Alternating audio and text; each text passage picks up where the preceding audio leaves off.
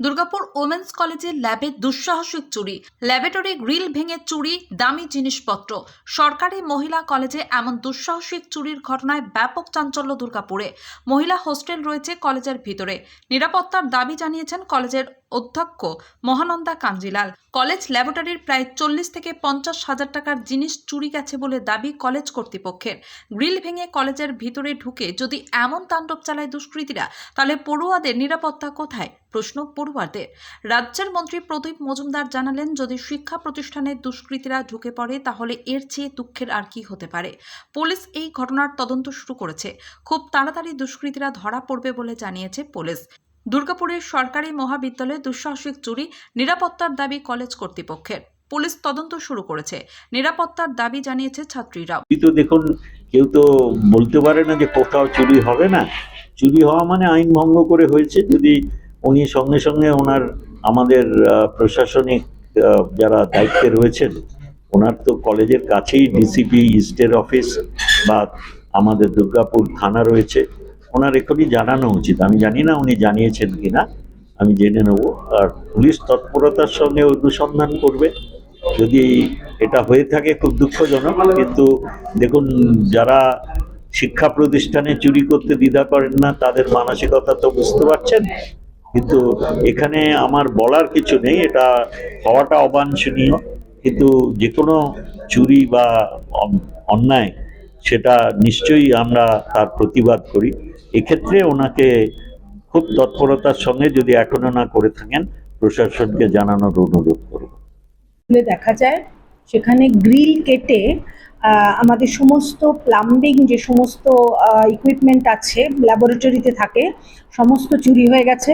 তার সঙ্গে পাইপ এবং আরও যাবতীয় ল্যাবরেটরির, বিশেষ করে কেমিস্ট্রি ল্যাবরেটরির প্রচুর জিনিস, প্রায় 40,000 টাকার জিনিস চুরি হয়ে গেছে। এরপরে সেই দিনই আমরা জানতে পেরে গ্রিলটাকে ঠিক করি। পরের দিন আবার গার্ডেরা যারা রাত্রিরে পাহারা দেয় তারা অবজার্ভ করেছে যে ভোর 3টের সময় আবার কিছু লোক ঢোকার চেষ্টা করেছে, এবং তখন তো চেঁচামেচিতে তারা পালিয়ে যায়, কারণ গার্ড লক্ষ্য করেছে। কিন্তু এই রকম একটা বিশাল চুরি, এটা নিয়ে আমরা খুবই আতঙ্কিত। আমরা অলরেডি অরবিন্দ থানাকে প্রথমে জানিয়েছিলাম, ওরা বলে যে সিটি সেন্টারে থানায় জানাতে আমরা জিডি করেছি, জানিয়েছি ওনাদের, এবং লিস্ট দিয়েছি যেগুলো আমাদের হারিয়েছে বা চুরি হয়ে গেছে। প্রচুর জিনিস, এগুলো ল্যাবরেটরির জিনিস, সব লিস্ট দেওয়া হয়েছে। প্রায় 40,000 টাকার মতো লস আমাদের, এবং আমরা চাইছি যে পুলিশ সেখানে একটু তৎপর হয়ে ব্যবস্থা নিক, যাতে অন্তত যারা এই চুরি করেছে তাদের ধরা যায়। এবং শুধু তাই না, আমার কলেজে হস্টেল আছে, আমি সেই ব্যাপারেও খুব চিন্তিত। মেয়েরা থাকে সেখানে, এবং হস্টেলের বাইরে সামনে যে জলের পাইপ সেগুলো পর্যন্ত চুরি হয়ে যাচ্ছে। কাজে পুরো এলাকাটাতেই কিন্তু চুরি হচ্ছে।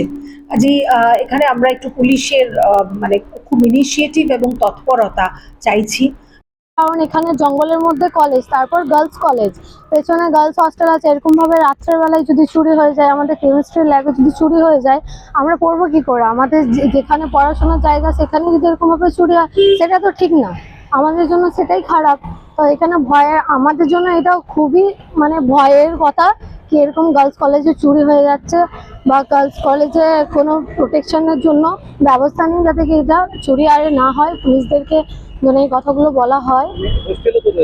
হ্যাঁ, গার্লস কলেজে হস্টেল আছে, কলেজ আছে, কলেজের মধ্যে এরকম ভাবে চুরি হয়ে যাওয়া আমাদের জন্য অনেকটা ভয়ের কথা। অনেক আমাদের দামি অনেক যন্ত্রপাতি বা কিছু একটা ছিল, সেটা চুরি হয়ে গেছে। নিরাপত্তা নিয়ে তো সবসময় আমরা ভয়ে আতঙ্কেই থাকছি, যে যেখানে একটা মহিলা কলেজ, মহিলা মানেই হচ্ছে সিকিউরিটি, সেফটি। অন্যান্য কলেজের থেকে মহিলা কলেজে সবসময় সিকিউরিটি বেশিই থাকবে, সেখানে এরকম একটা যন্ত্রপাতি চুরির ঘটনা, সেখানে সত্যি করেই ব্যাপারটা বিষয় ক্ষতি। হ্যাঁ, আমাদের মেয়েদের হোস্টেল তো অবভিয়াসলি আছে। দুর্গাপুর থেকে মনোজ শ্রফের রিপোর্ট, সোজা কথা নিউজ।